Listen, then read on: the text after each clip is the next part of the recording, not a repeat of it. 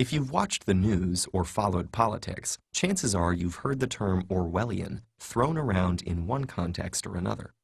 The term was named after British author Eric Blair, known by his pen name George Orwell. Because his most famous work, the novel 1984, depicts an oppressive society under a totalitarian government, Orwellian is often used simply to mean authoritarian. But using the term in this way not only fails to fully convey Orwell's message, it actually risks doing precisely what he tried to warn against. Orwell was indeed opposed to all forms of tyranny, spending much of his life fighting against anti-democratic forces of both the left wing and the right. But he was also deeply concerned with how such ideologies proliferate.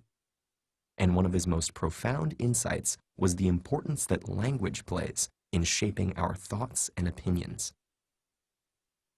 The government of 1984's Oceania controls its people's actions and speech in some ways that are obvious. Their every move and word is watched and heard. And the threat of what happens to those who step out of line is always looming overhead. Other forms of control are not so obvious. The population is inundated with a constant barrage of propaganda, made up of historical facts and statistics manufactured in the Ministry of Truth. The Ministry of Peace is the military. Labor camps are called joy camps. Political prisoners are detained and tortured in the Ministry of Love. This deliberate irony is an example of doublespeak, when words are used not to convey meaning, but to undermine it, corrupting the very ideas they refer to.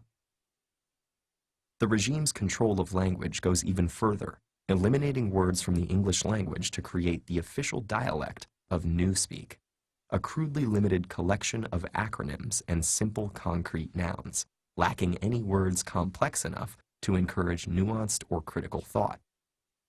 This has an effect on the psyche Orwell calls doublethink, a hypnotic state of cognitive dissonance in which one is compelled to disregard their own perception in place of the officially dictated version of events, leaving the individual completely dependent on the state's definition of reality itself. The result is a world in which even the privacy of one's own thought process is violated, where one may be found guilty of thought crime by talking in their sleep. And keeping a diary or having a love affair equals a subversive act of rebellion.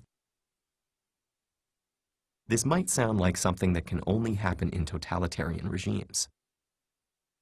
But Orwell was warning us about the potential for this occurring even in democratic societies.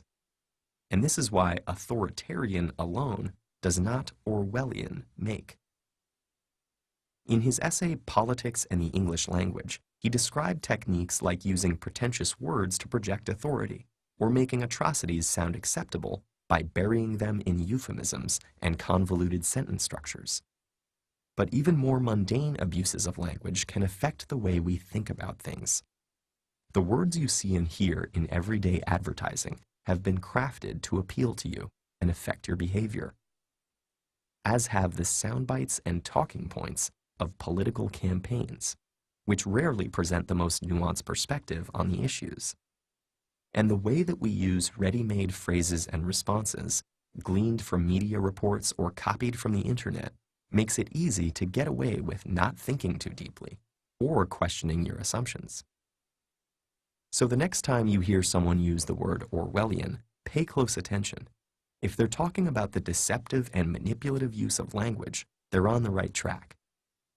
If they're talking about mass surveillance and intrusive government, they're describing something authoritarian, but not necessarily Orwellian.